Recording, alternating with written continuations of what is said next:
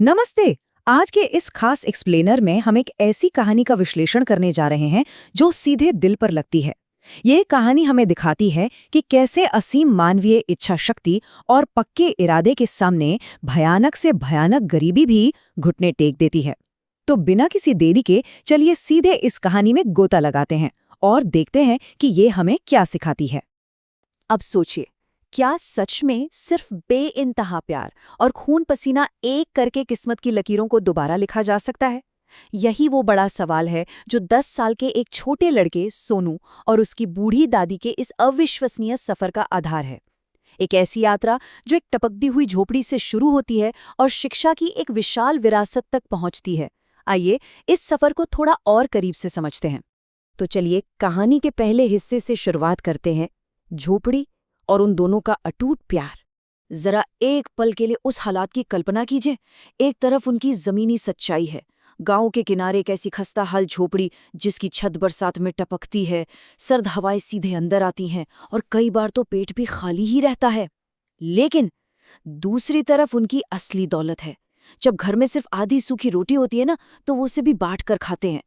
घोर गरीबी के बीच भी उनका ये आपसी प्यार और अटूट बंधन ही उनकी सबसे बड़ी ताकत है।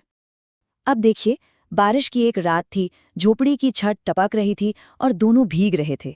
उस घोर अंधकार और निराशा के बीच 10 साल के सोनू ने अपनी दादी से एक पक्का घर बनाने का वादा किया। तब दादी ने एक बहुत ही गहरी बात कही, सपने गरीबों के भी पूरे होते हैं, बस देर लगती है। यकीन मानिए, ये कोई झूठी तसल्ली नहीं थी, बल्कि ये वो बीज था जिसने सोनू के पूरे जीवन की दिशा ही तय कर दी। और यहीं से आता है हमारी कहानी का दूसरा पड़ाव, शहर में संघर्ष और सफलता। गांव में रहकर तो गरीबी से पार नहीं पाया जा सकता था, इसलिए सोनू ने शहर का रुख किया। और ये सफर बिल्कुल भी आसान नहीं था। मतलब टूटी चप्पलों में मीलों तक पैदल चलना, फिर उस अनजान शहर की चकाचौंध के बीच एक ढाबे पर बर्तन धोने का सबसे मुश्किल और थका देने वाला काम करना। दिन भर की हाड़ तोड़ मेहनत और रात की गहरी थकान। लेकिन हर सुबह काम पर लौटने की हिम्मत उसे दादी की उन्हीं बातों से मिलती थी जो उन्होंने उस टपकती झोपड़ी में कही थी। 2000 रुपए। जी हाँ, 1 महीने की लगातार मेहनत के बाद उसे यही पहली तनख्वाह मिली। आज के नज़रिए से हम सोच सकते हैं कि ये बहुत छोटी रकम है, लेकिन ज़रा इस कहानी के चश्मे से देखिए, ये उनकी किस्मत में आए एक बहुत बड़े बदलाव का प्रतीक था। ये सिर्फ कागज़ के नोट नहीं थे, ये उनके भरोसे और उम्मीद की पहली बड़ी जीत थी। और जब ये पहली कमाई लेकर वो गांव लौटा ना, तो उस आर्थिक स्थिरता का असर तुरंत दिखा। महीनों के लंबे इंतजार के बाद पहली बार पेट भरकर मीठे चावल बने। और सबसे बड़ी बात, झोपड़ी की उस टपकती छत की मरम्मत की गई। इस छोटी सी सफलता ने उनके जीवन में एक अपार खुशी और बहुत बड़ी राहत ला दी थी। अब आते हैं तीसरे भाग पर, जो असल में इस पूरी कहानी का टर्निंग पॉइंट है, शिक्षा से सच्ची उड़ान। कई बार जिंदगी में एक कड़वी बात आपको पूरी तरह जगा देती है। ढाबे के मालिक का एक ताना, तो सिर्फ बर्तन धो सकता है, पढ़ लिख नहीं सकता। सोनू के लिए वही चिंगारी साबित हुआ। ये सिर्फ एक अपमान नहीं था, एक कड़वा सच था। सोनू को ये बात साफ समझ आ गई कि सिर्फ मजदूरी करके पेट तो पाला जा सकता है, लेकिन इस गरीबी की बेड़ियों को हमेशा के लिए नहीं तोड़ा जा सकता। सच्ची उड़ान तो केवल और केवल शिक्षा से ही मिल सकती है।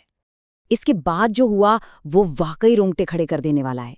दिन भर ढाबे पर वही थका देने वाली मजदूरी और रात में सरकारी नाइट स्कूल में पढ़ाई। लोगों के तानों और हंसी के बावजूद वो डटा रहा। फिर 10वीं और 12वीं पास करना, अपने दिन रात की मेहनत के दम पर कॉलेज में स्कॉलरशिप हासिल करना और अंततः एक सरकारी नौकरी पाना।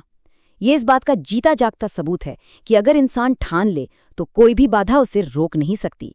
और फिर आता है हमारा चौथा भाग, दादी का आखिरी आशीर्वाद। वो जो बारिश की रात में वादा किया गया था ना, वो अब ईंट और गारे से मजबूती से खड़ा था। सरकारी नौकरी लगने के बाद सोनू ने एक पक्का घर बनाया जिसमें बिजली थी और दादी के लिए एक अलग आरामदायक कमरा भी था। लेकिन बात यहीं खत्म नहीं हुई। अपनी इस सफलता को सिर्फ अपने तक न रखते हुए उसने गांव के गरीब बच्चों को मुफ्त ट्यूशन देना भी शुरू कर दिया। जब दादी ने अपने पोते को इस मुकाम पर देख लिया, अपने नए कमरे का सुख ले लिया, तो एक दिन उन्होंने सोनू को अपने जीवन की आखिरी सीख दी। उन्होंने कहा, अगर मैं चली जाऊं तो रोना मत, तो दूसरों के आंसू पोंछना। उन्होंने अपनी मृत्यु पर शोक मनाने के बजाय उसे समाज के दुखों को कम करने की एक बहुत बड़ी और नेक जिम्मेदारी सौंप दी। यहीं से कहानी अपने अंतिम और सबसे शक्तिशाली पड़ाव पर पहुंचती है, एक अमर विरासत। दादी के जाने के बाद सोनू रुका नहीं। दूसरों के आंसू पोंछने के उस अंतिम निर्देश का सम्मान करते हुए उसने दादी की याद में मां समान दादी विद्यालय की स्थापना की।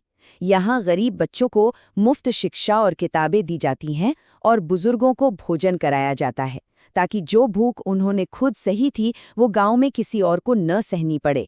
यह अपने निजी दर्द को समाज की ताकत में बदलने का एक बहुत ही शानदार उदाहरण है। इस पूरे स्कूल का, और सच कहूं तो इस पूरे एक्सप्लेनर का सार स्कूल के मेन गेट पर ही लिखा है। गरीबी इंसान की हालत है, किस्मत नहीं। हालात चाहे कितने भी बुरे क्यों ना हो, वो परमानेंट नहीं होते। मजबूत इच्छा शक्ति और सही शिक्षा के दम पर इन हालातों को पूरी तरह से बदला जा सकता है।